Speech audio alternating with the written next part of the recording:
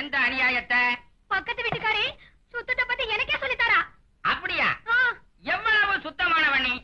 2 நாளைக்கு ஒரு வாட்டி குளிச்சு முழுகி காசு செலவாகுமே சோப்பு கூட போடாம துணிமணிகளை அலசி எடுத்து 3 நாள் குழம்ப சுண்ட வச்சு சுத்தமா குடும்பம் நடத்துறேன்.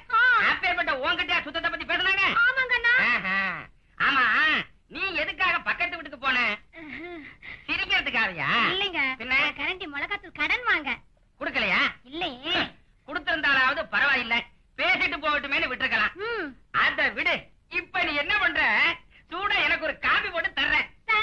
தாயே, என் சுத்தத்தை பத்தி கழுவி விட்டுதான் அவளை ஒரு வழி பண்ண விட மாட்டேன். பாத்திரத்தை தான் கொஞ்சம் அலசி வையேன். ஆனா நேத்து தாங்க அலசினேன். அப்படி போடு.